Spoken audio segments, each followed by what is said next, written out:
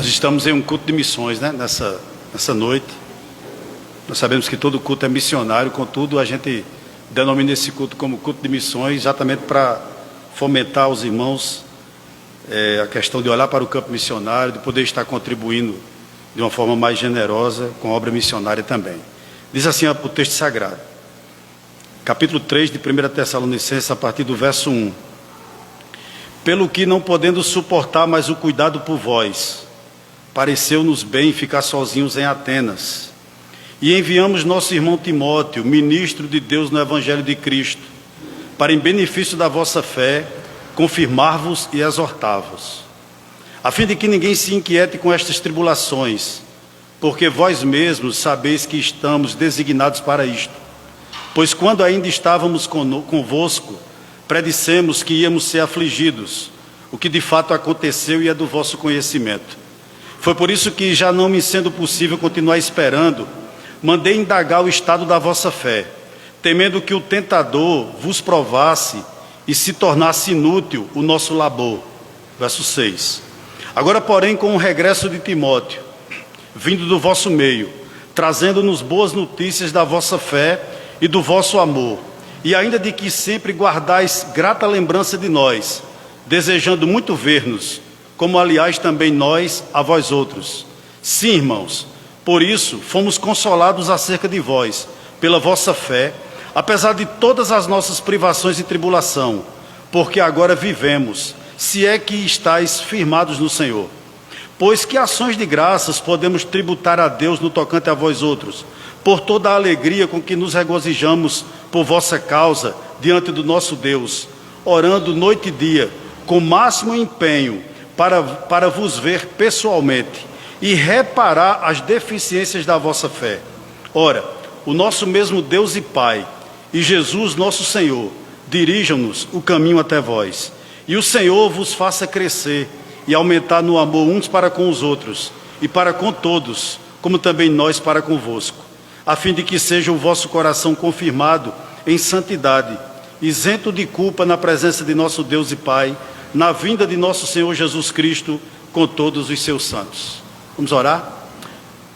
Senhor, nós bendizemos o Teu nome, por esse momento que temos passado em Tua presença e que ainda iremos passar, por esse culto público, Senhor, pela liberdade que temos de pregar a Tua palavra. Te louvamos pelas pessoas que estão aqui de forma presencial, Senhor, que Tu possa falar o coração de cada uma delas. Também te pedimos por aqueles que de forma remota nos acompanham nesse momento, nesse nosso culto de missões. A nossa oração, Senhor, é que Tu possa falar ao nosso coração, que Tu possa nos lembrar, nos capacitar e que no final, Senhor, o Teu nome seja glorificado. Nós te pedimos isso nessa noite, em nome do Teu Filho amado Jesus Cristo, pois Ele vive e reina para todo sempre. Amém. Os irmãos podem sentar. Meus irmãos, nós estamos já há algum tempo, pregando algumas mensagens nessa carta, essa primeira carta de Paulo aos Tessalonicenses. E eu escolhi esse texto, capítulo número 3, porque é um culto de missões. Eu acredito que ele cai muito bem para a noite de hoje. Eu tenho um quadro lá na minha casa, um pequeno quadro que eu ganhei de presente, que é uma das frases que eu mais gosto. Diz o seguinte, eu já até a citei aqui. A conversão de uma alma é o milagre de um momento, porém a formação de um santo é a tarefa de uma vida inteira. Eu vou repetir. A conversão de uma alma é o milagre de um momento, porém a formação de um santo, de um perdoado, é a tarefa de uma vida inteira. Os irmãos que estiveram aqui, se você já leu, é familiarizado com a primeira carta de Paulo aos Tessalonicenses, você sabe muito bem que no capítulo 1, Paulo nos informa como a igreja nasceu, e como ela nasceu de forma saudável, como se deu a conversão daqueles crentes lá de Tessalônica. No capítulo 2, nós vimos aqui, na última oportunidade que eu tive, do verso 1 até o verso 12, Paulo nos informa como ele pastoreou aquela igreja.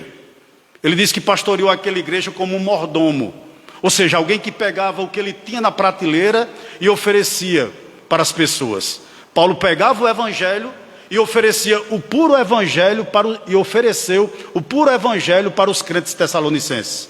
Mas também no capítulo 2 ele diz que conduziu aquela igreja assim como uma mãe como o amor de uma mãe. E também nos diz, no capítulo 2, que ele conduziu aquela igreja, muitas vezes também como um pai. Então veja o cuidado que Paulo tinha em pastorear todas as igrejas, em especial essa igreja de Tessalônica. Não é verdade? É isso que ele nos diz. Interessante que nós chegamos agora no capítulo de número 3. E Paulo vai mostrar algo que é fundamental para nós como cristãos, para nós quanto igreja. É muito fácil fundar igreja. Eu não diria que não é fácil pastorear a igreja. Porque no capítulo 3 ele vai falar de algo fundamental na nossa fé. O amadurecimento. É isso que Paulo vai falar aqui no capítulo de número 3. O grande foco desse capítulo é a firmeza da fé dos tessalonicenses. E o versículo chave, que eu posso amarrar o que eu estou afirmando aqui nessa noite, é o verso de número 8. Vamos reler? Olha o que diz. Porque agora vivemos, se é que estáis firmados no Senhor. No Senhor. Só uma notazinha de rodapé aqui para os irmãos. O Dr. Russell Shedd, em uma aula dele sobre a primeira carta, de introdução, sobre essa primeira carta aos Tessalonicenses, ele diz que visitou essa cidade, que hoje tem o nome de Salônica, se encontra na Grécia. E ele diz que em 1964 fez uma visita, 1900 anos depois, que essa carta mais ou menos foi escrita. E ele diz que conseguiu ainda ver alguns crentes lá, mas não eram muitos. Mas ainda tinha alguns crentes, hoje nessa cidade chamada Salônica, na Grécia. Só essa notinha de rodapé. E eu chamo a sua atenção para o verso de número 1, para nós adentrarmos no texto propriamente dito. Vou reler. Paulo diz o seguinte: pelo que não podendo suportar mais o cuidado por vós, pareceu-nos bem ficar sozinho em Atenas. Nós já vimos aqui em pregações anteriores que Paulo, juntamente com Silas e Timóteo, eles são na realidade expulsos dessa cidade. E eles vão para Bereia, e de Bereia ele chega em Atenas. Mas nos parece que algo perturbava o coração do pastor Paulo. Algo, irmãos, não deixava que Paulo ficasse quieto, ficasse, digamos assim, em paz. E você me perguntaria o quê? Paulo se preocupava como uma mãe, Paulo se preocupava como um pai, Paulo tinha o cuidado por aquela igreja como um mordomo, e ele começou a se questionar, creio eu, como estava aquela igreja que ele levou 15 dias para fundá-la. Como estavam aqueles irmãos? Como estava o seu desenvolvimento cristão, se é que havia, e havia, né? Mas Paulo começa a se preocupar na viagem com a vida cristã daqueles irmãos.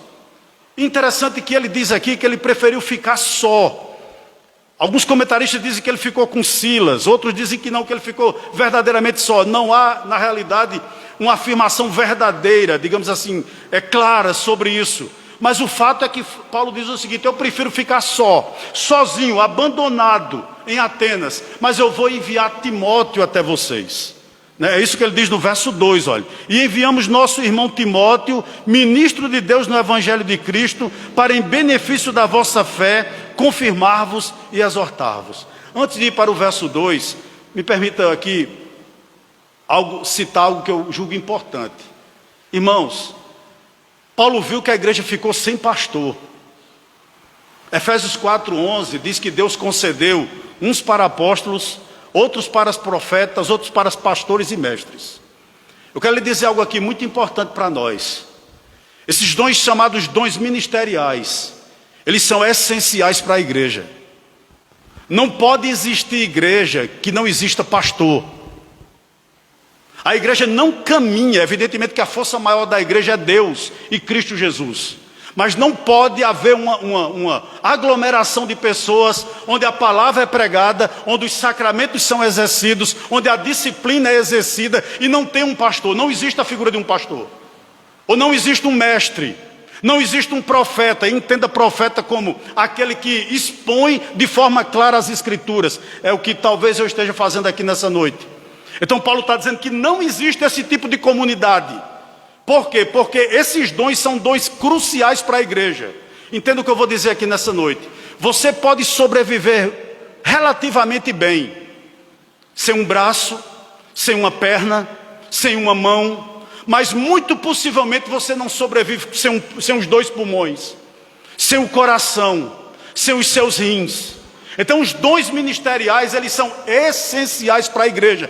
E Paulo, que escreveu Efésios 4:11, sabe exatamente disso. Ele se preocupava porque a igreja estava sem pastor. Ele havia sido expulso juntamente com Silas e Timóteo. E aquilo, irmãos, trazia na realidade preocupação para Paulo. Agora eu chamo a sua atenção para o verso número 2. Quando ele diz o seguinte, olha, eu vou reler o verso 2. E enviamos nosso irmão Timóteo, ministro de Deus no Evangelho de Cristo, para em benefício da vossa fé, confirmar-vos e exortar-vos. A grande pergunta que eu me fiz nesse verso 2, quando eu estava meditando para pregar para os irmãos, foi a seguinte: quem Paulo enviou? Quem foi a pessoa que ele enviou? A gente já viu e vê ainda, irmãos, muitas vezes, igrejas serem fundadas por pessoas não convertidas.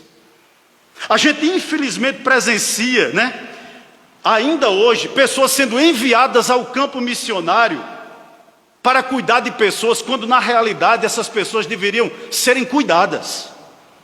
O que eu estou querendo dizer aqui? Que muitas vezes nós, como lideranças, nós enviamos para o campo missionário os problemáticos, aquelas pessoas que estão dando problema na igreja, ou grupos se reúnem e fundam uma determinada igreja, racham igreja, E interessante, a gente acha isso maravilhoso, lindo, beleza, diz que Deus está nisso, e a gente envia muitas vezes problemáticos, pessoas não convertidas, pessoas que na realidade deveriam estar sendo pastoreadas, mas não querem, para assumirem trabalhos. Isso aqui foi o que me chamou. Mas atenção, mas quem Paulo mandou? Para Tessalônica. Ele diz no verso 2, olha, enviamos quem? Nosso irmão Timóteo. O que Paulo está dizendo com esse adjetivo irmão? Sabe o que Paulo está dizendo? Que Timóteo era um homem crente, que ele mandou para Tessalônica pastorear aqueles irmãos, alguém que era encantado pela cruz de Cristo, era um homem convertido, ele vivia em torno do Evangelho. Isso, irmãos, é muito importante para nós. Por que você perguntaria isso? Pastor, que besteira, o irmão Timóteo, o senhor não está supervalorizando esse adjetivo irmão, não? Não, Paulo está dizendo aqui, quando ele se refere a Timóteo como irmão, que nós não podemos compartilhar com os outros aquilo que nós não temos. E Timóteo tinha. Por essa razão ele o mandou. Timóteo podia conduzir aquele povo a uma experiência profunda com Deus. Por quê? Porque Timóteo tinha essa experiência. Paulo está dizendo a eles, eu vou mandar até vocês um homem crente. Base bíblica para isso também, Filipenses 2:22, veja em casa. Alguém que tem o caráter provado. Eu não estou enviando ao rebanho de Tessalônica uma ave de rapina. Eu não estou enviando a Tessalônica um mercenário, alguém para tirar até o último centavo do seu bolso. Eu não estou enviando esse tipo de pessoa. Eu estou enviando um irmão, alguém convertido. Mas não só isso, ele continua ainda no verso 2 dizendo o seguinte, olha, e enviamos nosso irmão Timóteo, ministro de Deus no Evangelho de Cristo. O que é que ele está dizendo? Interessante que essa palavra ministro no original é diáconos, servo, aquele que está disposto a servir. Interessante isso, Eu aprendi uma coisa na minha vida: o servo, ele não escolhe tarefa, ele faz a que está diante dele. Ele sabe para que Deus o chamou. Timóteo sabia disso. Interessante que Paulo envia Timóteo a Tessalônica. Ele vai, 3:2, Ele envia Timóteo a Corinto, 1 Coríntios 16:10, ele vai. Paulo envia de novo Timóteo a Filipos, Filipenses 2, verso 19 ao 23, ele vai.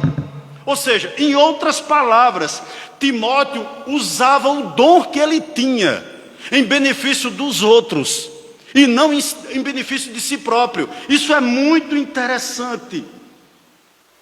O que Paulo está dizendo quando diz que ele era ministro do Evangelho de Deus? Paulo está dizendo que Timóteo era uma pessoa acessível. Paulo está dizendo que Timóteo era uma pessoa disponível. Como é triste nós vermos dentro da igreja pessoas com dons, pessoas com talentos, que não o exercem dentro da igreja para a glória de Deus. É triste a gente perceber isso, é triste a gente ver isso. Deus te dá um dom, Deus te dá uma capacidade, quem sabe de administrar alguma coisa, de ser um grande administrador, não sei. Mas com certeza todos nós aqui, sem exceção, Deus nos deu um dom, Deus nos capacitou com um dom, Ele distribuiu esse dom sobre a igreja. Mas nós temos o dom e não queremos exercê-lo para a glória de Deus. Timóteo queria. Me permita aqui outro parênteses aqui. Irmãos, eu não sei com quantos anos o pastor Russell Shedd morreu, mas eu o vi aqui na Consciência Cristã, muito velhinho. Se fosse eu, talvez, não sei, ou você, diria, eu pendurei minha Bíblia. Pastor Eudes, me perdoe, não me convide mais se fosse eu, né? Eu já estou com quase 90 anos, não dá mais. Eu estou muito velho, as minhas energias não dá mais, mas aquele homem era disponível. Acima disso, ele era alguém acessível. Ele tinha o dom de mestre, ele tinha o dom de pregador, ele era um mestre, ele era um pastor, irmãos, e ele era uma pessoa acessível, ao mesmo tempo que era uma pessoa disponível. É isso que Paulo está dizendo acerca de Timóteo. Ele é um servo, ele é um ministro, né? No original ele é um diácono, servo. Ele está disponível a exercer os dons dele aí na igreja. Isso é maravilhoso. Agora, como ele vai exercer esse dom? Paulo diz de novo, olha. Aliás, Paulo explica aqui no verso 2. Vou reler todo o verso. Enviamos nosso irmão Timóteo, ministro de Deus no Evangelho de Cristo, para em benefício da vossa fé, confirmar-vos e exortar-vos. Como ele usava o talento que ele tinha, como ele exercia o dom que Deus havia dado a ele. Em primeiro lugar, para tornar a fé das pessoas mais robusta. Ele não era alguém que espalhava, irmãos. Ele era alguém que juntava. Ele era alguém que incentivava quem estava ao lado dele ou o ouvindo, trilhar os caminhos do Evangelho. Ele exortava as pessoas, ou seja, eu quero dizer uma coisa aqui muito interessante para você. Não pense que na vida cristã você pode trilhar a vida cristã sozinho. Não. Eu não conheço ovelha só, eu conheço ovelha em rebanho. Eu não conheço ovelha sem pastor, eu conheço ovelha com pastor. E na nossa caminhada cristã, com certeza, nós iremos precisar de pessoas como Timóteo. Pessoas que o quê, pastor? Pessoas que tragam benefício à nossa fé. Pessoas que somem. Pessoas que agreguem. Pessoas que nos tornem mais parecidas com Cristo. Pessoas que nos ajudem nos momentos de dificuldade. Que tenham um bom conselho. Que ajude a mim e a você a criar nossos filhos. Que ajude a mim e a você a enxergar melhor o nosso ministério. Pessoas que olhem para nós e falem para nós acerca da importância do Evangelho, da igreja em nossas vidas. Nós precisamos dessa pessoa. E essa pessoa é tipo Timóteo. Isso é muito interessante para a gente pensar aqui nessa noite. Nós não podemos caminhar sozinhos, irmãos. E Paulo envia esse homem para lá. Devido o quê, pastor? Devido à grande tribulação, calúnias, né? Contra a própria pessoa do apóstolo Paulo e dos missionários Timóteo e Silas. Por essa razão ele envia. Para quê? Para que eles se tornassem pessoas de fé mais robusta. Permita-me lhe dizer uma coisa aqui nessa noite, irmãos. Assim como não existe amizade neutra, assim como não existe noivado neutro, nem casamento neutro, não existe liderança neutra. Uma liderança, ela sempre lhe influenciará, seja para o bem ou seja para o mal. Uma liderança pode lhe ajudar muito bem a trilhar o caminho, e uma liderança pode lhe destruir. Paulo sabia disso, e pensando sobre isso, ele manda esse irmão, esse crente, ministro do Evangelho, com um propósito claro: fazer com que os tessalonicenses ficassem mais crentes. É tanto que ele diz, eles vão lhe exortar. O que significa isso? Timóteo era um encorajador. Como é bom, né? nós temos pessoas que nos encorajam, não apenas a nos afastar daquilo que não presta, mas a fazermos aquilo que é bom.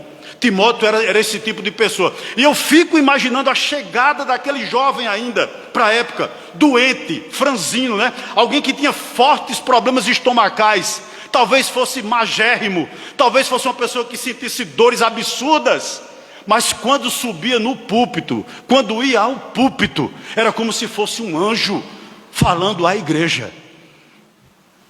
Que coisa maravilhosa! É esse tipo de pessoa que Paulo enviou. E do verso 3 ao verso 5, ele pontua algumas verdades para a igreja de Tessalônica que servem muito para mim e para você. Vamos ver ela como um bloco, tá bom? O verso 3 ao verso 5. Olha por que ele enviou Timóteo até Tessalônica. Qual o objetivo? A fim de que ninguém se inquiete com essas tribulações, porque vós mesmos sabeis que estamos designados para isto. Pois quando ainda estávamos convosco, predissemos que íamos ser afligidos, o que de fato aconteceu e é do vosso conhecimento. Foi por isso que, já não me sendo possível continuar esperando, mandei indagar o estado da vossa fé, temendo que o tentador, entenda aqui o diabo, tá bom? Vos provasse e se tornasse inútil o nosso labor, o nosso trabalho. Meus irmãos, eu vou lhe dizer algo aqui que não é popular, mas é bíblico. As tribulações na vida do cristão, por conta do nome de Cristo, com certeza não são acidentes, mas são apontamentos de Deus em nossas vidas. Nós estamos, irmãos, ou fomos colocados no mundo, melhor dizendo, para passar por elas. Se você não quer sofrer pelo nome de Cristo, por amor de Cristo, você escolheu a religião errada, o cristianismo. É isso que Paulo está dizendo aqui no verso de número 3. Não se inquietem com essas tribulações, com essas perseguições que eles sofriam, com as calúnias que estavam sendo ditas aos Tessalonicenses por conta de Paulo. Aliás, querendo denigrar a imagem de Paulo e de seus missionários. Ele diz que as tribulações, as provações, é algo corriqueiro, é algo comum na vida de você que está aí, que é cristão. Interessante, irmãos, que as tribulações, elas visam o fortalecimento da nossa fé. Guarde isso no seu coração. As tribulações, elas visam o fortalecimento da nossa fé. Aí eu lhe pergunto uma coisa, qual era o grande problema aqui? Preste atenção, por favor, nisso que eu vou dizer, com base nesse verso 3 até o verso 5. Qual era o grande perigo aqui? Sabe qual é o grande perigo? É Deus estar trabalhando na vida de talvez de alguns de nós que estamos aqui nessa noite, usando a tribulação, e nós não entendermos. Me permita um exemplo bíblico aqui. Aos poucos, Deus foi tirando as muletas de Davi. Deus tirou de Davi, primeiro, a pessoa que ele mais admirava, Saul. Alguém que deveria ser exemplo para ele. Deus tirou da vida dele. Fez com que Saul se tornasse o inimigo dele. Deus tirou, entre aspas, o pai da fé da vida de Davi, Samuel. Ele estava vivendo tanta perseguição que ele não podia se encontrar mais com Samuel. Deus tirou o grande amigo de Davi, Jônatan, filho de Saul. Deus tirou a própria esposa de Davi, Mical. E Davi se sente só, como um louco, e vai para dentro de uma caverna. Todas as muletas de Davi saíram naquele momento. E quando Davi vai para aquela caverna, ao contrário de mim talvez, ou de você, Davi entende que era Deus trabalhando na vida dele e compõe o Salmo 142. A preocupação de Paulo aqui do verso 3 ao verso 5 é que o adversário, que ele chama aqui de tentador, começasse a inquietar, é o verbo que está aqui, né? A inquietar os crentes de Tessalonicenses. Interessante, esse verbo inquietar no original significa o seguinte: bajular, adular, sabe? O diabo pode muito bem fazer isso, nos começar a lisonjear a gente, tipo assim: por que você está passando por isso? Desde que você abraçou essa fé, você tem vivido tribulação, você tem vivido momentos de dificuldade. Possivelmente, e para Paulo, o diabo é um ser real. Para Paulo, ele é um ser que ele age dentro da igreja, que ele tenta tumultuar a igreja, que ele tenta tumultuar as nossas vidas. Como? Uma das armas dele é esse bajulando. Me permita um exemplo aqui. O que ele fez, o tentador fez com Eva? Come do fruto. Se você comer do fruto, você será igual a Deus. Qual é a grande tese de Satanás, irmãos? Qual é a grande tese dele? Que é possível, com certeza para ele, que é impossível amar a Deus sem dinheiro. Que é impossível amar a Deus, irmãos, tendo uma família não muito legal. Que é impossível amar a Deus sem ter saúde. Essa é a grande tese dele. Esse é o grande questionamento dele. Então eu vou lhe dar um conselho aqui nessa noite. O grande ponto aqui do verso 3 ao verso 5, preste atenção por gentileza, é que a blandícia do diabo, ou seja, o seu elogio, é pior do que o seu rugido. Muitas vezes ele se apresenta a nós, nos elogiando, né? E eu tenho muito medo quando o diabo está num lugar como esse, e ele se encontra num lugar como esse, com a Bíblia aberta em algumas igrejas, prometendo o que Deus nunca prometeu, colocando na boca de Deus palavras que Deus nunca falou.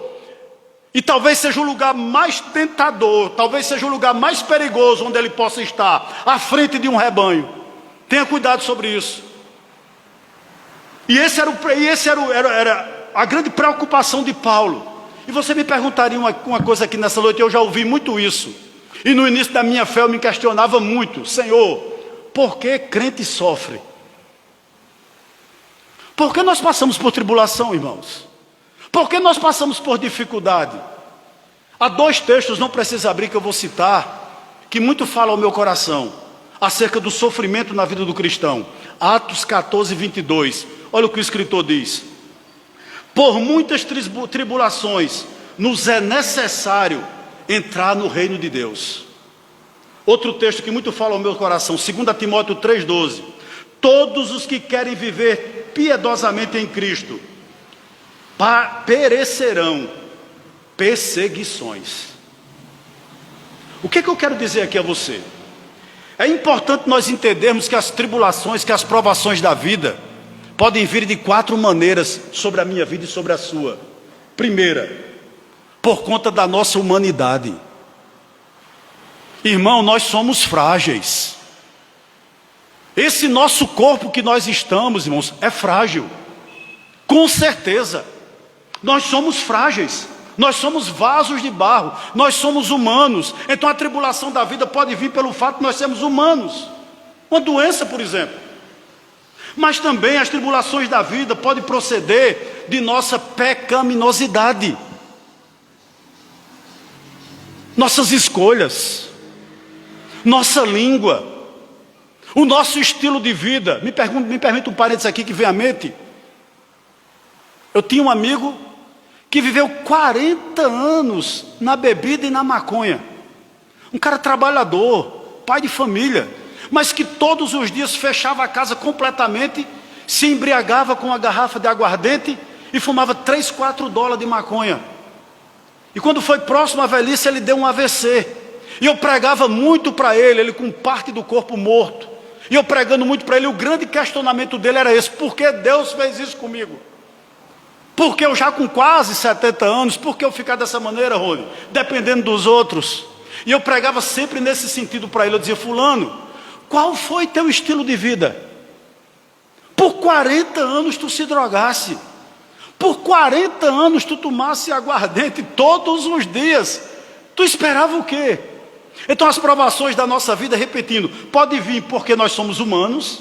E pode vir também por conta da nossa pecaminosidade, por conta de nossas escolhas, nossas atitudes. E me permita uma coisa aqui que eu vou dizer a você, para nós irmos para a terceira questão porque as provações vêm sobre a nossa vida. Não tribute, ou seja, não coloque na conta de Deus suas escolhas erradas. Deus não é responsável pelas nossas loucuras. Preste atenção sobre isso. Terceiro, por que as provações vêm sobre a nossa vida? Porque, e aqui é o ponto que se encaixa no que nós estamos falando nessa noite, porque as provações ou as tribulações da nossa vida podem vir porque nós somos cristãos. Nós temos 3 inimigos ferrenhos. A nossa natureza é caída, tendenciosa ao pecado. Esse mundo que está aí corrompido, os valores desse mundo corrompido e o tentador. Mas há uma outra coisa que eu gostaria de dizer aqui que vale para mim e para você que é cristão. Não só as provações procedem também da nossa vida cristã, mas guarde uma coisa no seu coração. As provações, elas visam a glória de Deus. Sabe por quê, irmãos? O nosso irmão Tiago, no capítulo 1, verso 2, diz que nós temos que ter por motivo de muita alegria passarmos por várias provações. E várias ali significa o quê? Muitas. Ele está dizendo que as provações na nossa vida, irmão, ela tem cores diferentes. Há dias na nossa vida que são dias azuis. Há dias nas nossas vidas que são dias cinzas. Mas há dias nas nossas vidas que são dias negros. Nós temos que passar por várias provações. O que é que ele está dizendo? Que há provas fáceis, mas há provas difíceis. Há provas que nós enfrentamos sozinhos, temos que enfrentar sozinhos. Mas há provas também que nós enfrentamos em coletividade. Mas uma coisa é certa: em toda prova que eu ou você estiver vivendo, nunca vai faltar a graça de Deus. Era isso que Paulo queria que os Tessalonicenses entendessem. E era isso que eu e você temos que entender nessa noite. Nós passamos por provas, sim, mas elas são passageiras. Guarde isso no seu coração. O choro pode durar uma noite, mas a alegria vem pelo amanhecer. Louvado seja Deus. Tá, meu irmão? Ei, alguns passam a prova de avião, outros passam de automóvel, outros passam de bicicleta. Talvez você esteja passando se arrastando, mas eu tenho uma boa notícia para você aqui nessa noite: as provas passam. As provas passam, mas elas fazem parte da pedagogia de Deus na nossa vida. Com certeza, com certeza. Sabe o que eu quero dizer aqui nessa noite? Que a tribulação que você está passando, por ser cristão, é sua professora, ela é sua pedagoga. Para quê, pastor? Para trazer para mim e para você maturidade. Posso lhe dizer uma grande verdade aqui nessa noite? Maturidade é algo que nós aprendemos não apenas lendo livros. Maturidade é algo que nós aprendemos passando por momentos de dificuldade com Deus. E uma coisa que me choca ainda na vida de alguns cristãos é que crentes imaturos são impacientes. Você conhece alguém impaciente? Você conhece pessoas que no momento de prova ele começa a murmurar? Talvez seja você, né? Talvez seja eu. Isso só mostra uma coisa para nós: falta na nossa vida maturidade. E gostaria de dar um conselho aqui a você que é imaturo. Tenha cuidado, porque a imaturidade, ela gera consequências. Vou lhe dar alguns exemplos bíblicos aqui nessa noite. A imaturidade fez com que Abraão coabitasse com Agar. Nasceu Ismael, que foi um grande problema na vida dele. A imaturidade fez com que Moisés matasse um egípcio. Foi um fardo na vida de Moisés. A imaturidade fez com que Sansão contasse o seu segredo a Dalila. A imaturidade fez com que Pedro quase matasse aquele soldado chamado Malco. Estão lembrados? Então a imaturidade, ela gera em nosso coração e nas nossas atitudes decisões impensadas. A grande preocupação do apóstolo aqui com essa igreja era que essa igreja entendesse que o que ela estava vivendo tão fortemente, apesar de tão pouco tempo de existência, era Deus trabalhando na vida deles. Interessante que quando foi provado, né? O que foi que Jó disse a Deus? Jó disse o seguinte, olha: com os meus ouvidos eu ouvia falar de ti, mas agora os meus olhos te veem. O que é que eu quero dizer a mim e a você que está aqui nessa noite? Meu irmão, a sua fé, o Deus que você serve, o estilo de vida que você tem, alguns valores que você defende, tem levado você a viver tribulação? Não se preocupe não. Você está na escola de Deus. Deus lhe matriculou nela. E Deus está lhe ensinando. E louvado seja Deus por esse momento sublime na minha e na sua vida. Possivelmente há pessoas aqui nessa noite que Deus tem tirado algumas coisas suas que você julgava essencial. Coisas que você tem dito, eu não posso viver sem isso. Eu não posso viver sem aquilo. Ah, isso porque isso... Não é? E você se vê numa situação que você não tem o que fazer. Bem-vindo à escola de Deus. Você não fez nem Enem, mas Deus lhe matriculou nela. Né? Mas você vai passar por ela. Sabe por quê? O professor é Ele. E a graça de Deus, com certeza, está lhe sustentando nessa nova disciplina. Ou talvez você esteja repetindo a disciplina. Se preocupe não. Deus está no controle de todas as coisas. Verso 6 ao verso 8, rapidamente. Diz o seguinte, olha. Agora, porém, com o regresso de Timóteo, vindo do vosso meio, trazendo-nos boas notícias da vossa fé e do vosso amor, e ainda de que sempre guardais grata lembrança de nós, desejando muito ver-nos, como aliás também nós a vós outros. Sim, irmãos, por isso fomos consolados acerca de vós, pela vossa fé, apesar de todas as nossas privações e tribulação, porque agora vivemos, se é que estáis firmados no Senhor. Meu irmão, que coisa interessante. Né? Primeiro Paulo manda Timóteo como seu mensageiro até Tessalônica. E agora, Timóteo é o mensageiro da igreja para Paulo. Ele se encontra novamente com Paulo. E o que me chama a atenção é que ele traz boas notícias acerca daquela igreja.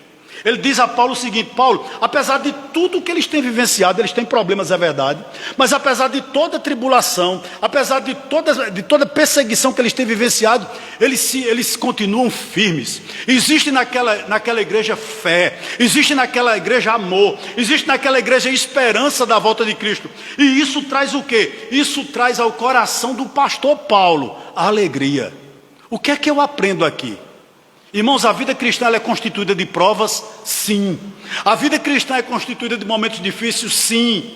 Mas a vida cristã também é constituída de alegria. Por favor, deixa eu lhe dar um conselho aqui nessa noite. Seja um encorajador de pessoas. Esse homem aqui que foi talvez, depois de Cristo, a pessoa que mais influenciou o Evangelho, Paulo. Né? Eu acredito que ninguém mais do que ele influenciou o Evangelho depois de Cristo. Ele foi o grande mártir do Evangelho, digamos assim, né? Foi o bandeirante do Evangelho. Mas ele não era um super-homem. Ele não era um super-crente. Ele escreve essa carta de Corinto. E ele está um pouco apreensivo. Tem momentos assim, né? Há momentos na nossa vida, irmãos, que nós queremos desistir. Há momentos na nossa vida, irmãos, que nós queremos chutar o barco, né? Jogar a toalha, que a gente diz não dá mais.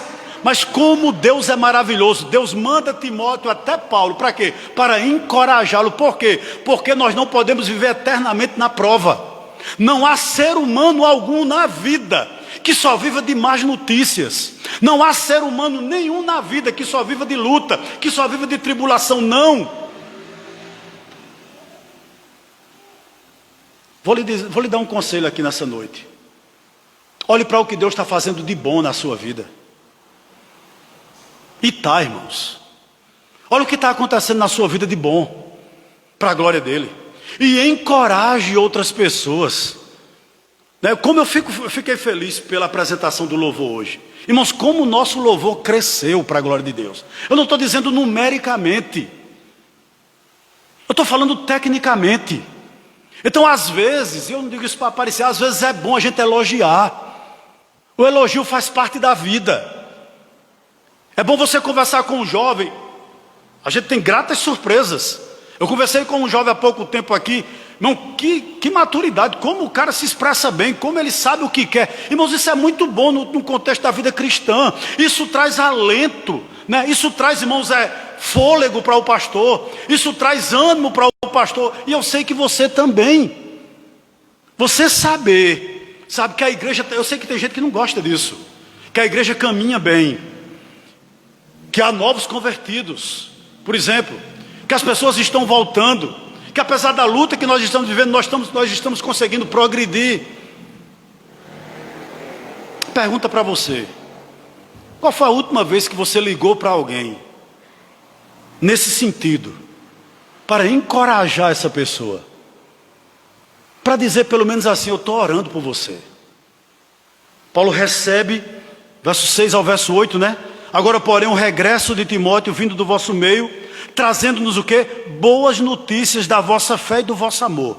E ainda de que sempre guardais grata lembrança de nós, desejando muito ver-nos, como aliás também nós a vós outros. Ou seja, o que é que Paulo está dizendo? Que as calúnias, né? Que as injúrias que Paulo sofreu em Tessalônica não fez com que aqueles crentes se desviassem ou se desmotivassem. Eles permaneceram firmes do Senhor, e isso alegrou o coração dele. Verso 7: sim, irmãos, por isso fomos consolados acerca de vós, pela vossa fé, apesar de todas as nossas privações e tribulação. Verso 8: porque agora vivemos, se é que estáis firmados no Senhor. Paulo está dizendo: eu estava quase desistindo, eu estava desanimado, né? Eu estava sem fôlego, mas essas notícias boas, vindas da parte de vocês, trouxe oxigênio para mim, me incentiva, me eleva a fazer um pouco mais. Que coisa maravilhosa. Eu estava em minha casa, e um certo pastor, amigo meu, infelizmente caiu em adultério. E meu telefone tocou, e quando eu atendi, era uma ovelha dele, me dando a notícia. Eu já sabia, me dando a notícia. E a ovelha, irmãos, vibrava. Era como se existisse felicidade nela, por aquela má notícia que ela estava me dando. E eu sou sincero a vocês, irmãos, como eu fiquei triste em saber que no meio cristão, se é que eu posso dizer isso numa pessoa dessa, existem pessoas que se alegram com a desgraça alheia, né? Interessante que os tessalonicenses, existia mais notícias lá, existia dúvidas neles, alguns estavam quase voltando à prostituição. Tinha problema, a igreja não era perfeita não, a igreja de Tessalônica. Mas Paulo, quando viu que eles estavam bem no quesito fé, amor e esperança, Paulo se alegrou. Aquilo oxigenou a vida cristã de Paulo. Permita-me dizer uma coisa aqui nessa noite: não construa muros dentro da igreja, construa pontes. Você não foi chamado por Deus para espalhar, você foi chamado por Deus para ajuntar. Você não foi chamado por Deus para ser pedra de tropeço, você foi chamado por Deus, e eu também, para ser bálsamo. Veja o que o Evangelho fez na sua vida. Queira que o que o Evangelho fez na sua vida seja feito na vida dos outros, se o Evangelho causou coisas boas em você. Verso 9 ao 13, e aqui a gente conclui. Paulo conclui esse capítulo 3 com ações de graças, com oração. No verso 9 ele diz o seguinte: olha: pois que ações de graças podemos tributar a Deus no tocante a vós outros, por toda a alegria com que nos regozijamos por vossa causa, diante do nosso Deus, orando noite e dia, com máximo empenho, para vos ver pessoalmente e reparar as deficiências da vossa fé.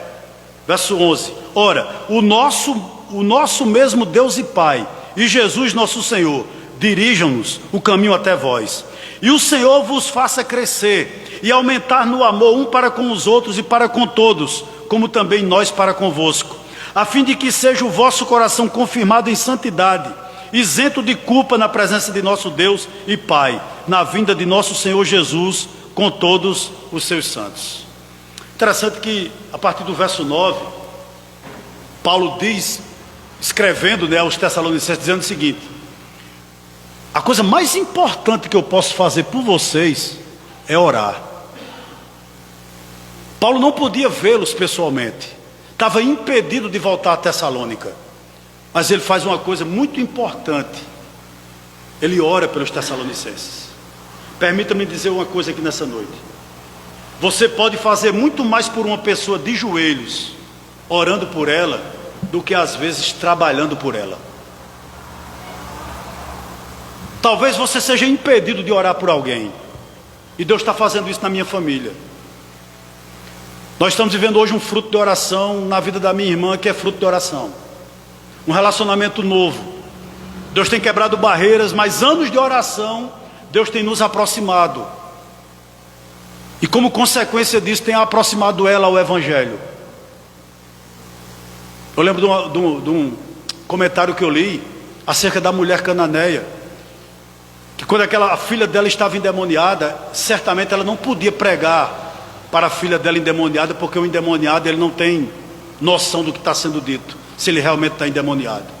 Mas aquela mãe podia falar por ela a quem podia resolver. Essa verdade vale para nós nessa noite. Talvez você já tenha dito acerca de alguma pessoa: não tem jeito. Eu já disse, não creio que tenha jeito. Mas eu quero lhe desafiar nessa noite a fazer isso.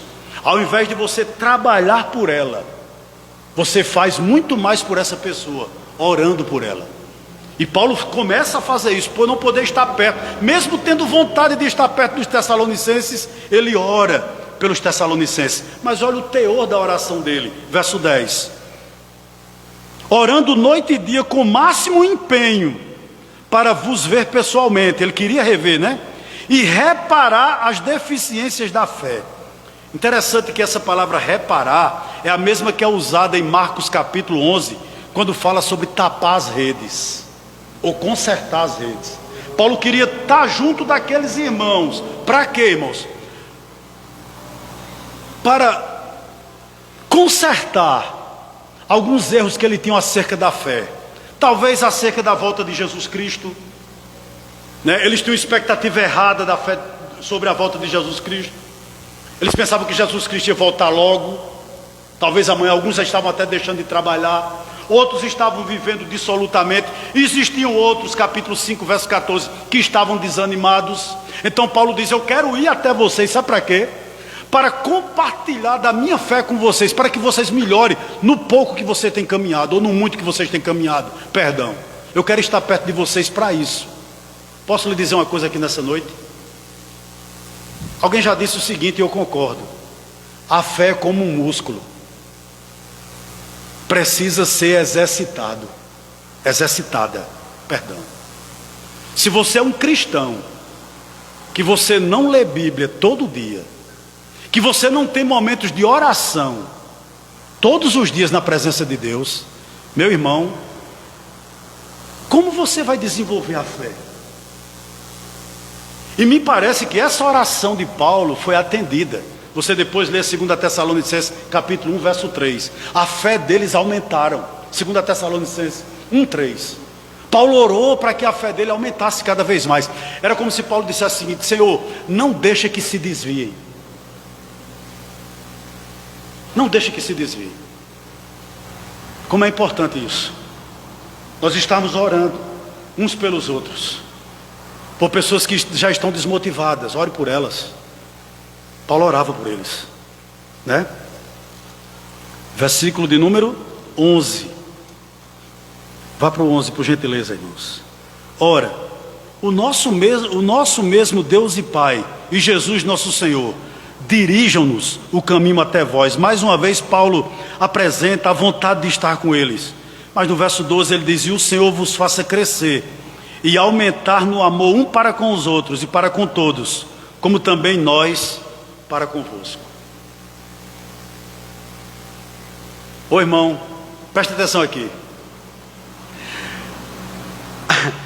A tribulação, ela pode quebrantar alguns, mas a mesma tribulação que quebranta alguns, ela endurece outros. É algo mais ou menos assim: O mesmo sol que amolece a cera, endurece o barro. Paulo estava preocupado com isso. Paulo estava pensando o seguinte: essas tribulações que a igreja tem vivenciado, alguns vão se fortalecer e outros vão se entristecer e deixar a igreja. E por essa razão Paulo dá um conselho no verso 12 a ele: que Deus, o Senhor, vos faça crescer e aumentar no amor um para com os outros e para com todos, como também nós para convosco. O que é que Paulo está dizendo aqui? Paulo está dizendo que uma das apologéticas que nós somos cristãos, foi lido no início desse culto, é se nós amamos uns aos outros. E me permita dizer uma coisa aqui a você: se uma pessoa verdadeiramente lhe ama, essa pessoa em amor será verdadeiro com você. Em amor ela lhe apontará os seus erros, lhe chamará para o caminho. Aquela pessoa que lhe bajula, que tudo lhe aplaude, ela pode até lhe amar, mas o amor dessa pessoa é irresponsável. Quem ama cuida de você. Quem ama lhe chama a atenção. Quem ama lhe mostra o caminho, lhe aponta o caminho. Por quê? Porque essa pessoa lhe ama. Essa é a grande verdade. E Paulo está dizendo o seguinte aí: que nós, cristãos, nós venhamos a mostrar ao mundo que nós nos amamos uns aos outros. Eu já disse aqui em outra pregação, existia um rapaz, e essa história é verídica, que tinha uma mãe cristã e um pai não cristão. E ele era um rapaz que usava drogas e se embriagava. E quando ele saía para as noitadas, que ele chegava em casa, a mãe não o deixava entrar. Ele dormia do lado de fora, ela não permitia que ele entrasse. E aquele rapaz conta no seu relato que quando estava com dificuldade, querendo voltar para a Boca de Fumo para comprar pedra, ou com algum problema pessoal, quem ele procurava? Sabe quem ele procurava? O pai que não era cristão. Porque ele dizia que o pai era alguém que pelo menos o ouvia. Mas a mãe, que era aquela crentona, parecia um poste. Tinha palavras de sabedoria, ela tinha palavras de Deus, mas não tinha amor. Enquanto que o pai o ouvia, gastava tempo com ele. Eu ouvi uma frase essa semana que eu até postei no meu Instagram, se eu não me engano, de Simone Quaresma, Ela diz o seguinte: ela diz, possivelmente, mais ou menos isso: talvez o único evangelho que o seu vizinho vai ouvir seja o seu casamento. Como você trata seu cônjuge. Paulo está dizendo a essa igreja que o amor entre vocês, como também o amor de Paulo para com eles e vice-versa, aumente cada vez mais. E fechando, verso 13, ele diz o seguinte: a fim de que seja o vosso coração o quê? Confirmado em santidade, isento de culpa, isso é, perdoado, na presença de nosso Deus e Pai, na vinda do nosso Senhor Jesus, com todos os seus santos. Esse ano foi um ano atípico, E sinceramente eu não sei como vai ser 2021. As projeções não são das melhores. Eu não sei o que você tem ouvido, mas a realidade é essa. A gente, como cristão, como a gente deve olhar para o futuro? Paulo diz aqui, que a igreja dos Tessalonicenses viva em santidade, saiba que foram perdoados, ou seja, isento de culpa, na presença, tendo Deus, como testemunha da santidade deles, mas prontos para quê? Para a vinda do Senhor, com todos os seus santos. O que é que Paulo está dizendo aqui? Ele está dizendo o seguinte: que Jesus voltará certamente. Ele está dizendo que Jesus voltará brevemente, que Jesus voltará pessoalmente, que Jesus voltará visivelmente, que Jesus voltará audivelmente, que Jesus voltará inesperadamente, mas que com certeza, nós não sabemos a hora nem o dia, mas Ele voltará. Essa semana eu fiz a minha devocional, permita esse parênteses aqui, eu encerro. Mateus 25, do 1 ao 13, a parábola das 10 virgens. Eu fiz minha devocional, parece que quinta-feira, nesse texto. E uma coisa me chamou a atenção. As 10 noivas são convidadas para o casamento. As 10 são convidadas à festa. As 10 têm lamparina, não é verdade? 5 tinha o azeite, 5 não. As loucas, como é chamado naquela parábola, perdão, achavam que só o fato de ter a lamparina era possível que elas entrassem na festa. Mas o noivo volta de repente. E quando o noivo chega à meia-noite, aquelas nécias tentam tomar emprestado o azeite, que significa o Espírito Santo, das prudentes. E o que acontece? Elas não dão. E veio uma coisa na minha mente, que eu gostaria de compartilhar aqui com vocês. A igreja, ela não é dividida entre ricos e pobres. A igreja, ela não é dividida entre arminianos e calvinistas. A igreja, ela não é dividida entre homens e mulheres. A igreja não é dividida entre sábios e ignorantes, não. A igreja é dividida entre os que estão prontos para a segunda vinda de Cristo e os que não estão prontos para a segunda vinda de Cristo. Essa é a divisão da igreja. E gostaria de lhe dar um conselho, como Paulo está dando aqui aos Tessalonicenses. Ninguém, você que está aí, entrará no céu com azeite alheio. Sabe por quê, meus irmãos? As nécias, elas pediram emprestado aquilo que é individual, aquilo que é intransferível. Paulo faz um apelo que eles vivem em santidade. Sabe por quê? Porque não se empresta piedade, não se compra relacionamento com Deus. Paulo está exortando essa igreja, na realidade ele está orando por essa igreja, dizendo o seguinte: quando Jesus voltar, vocês estejam preparados. Por quê?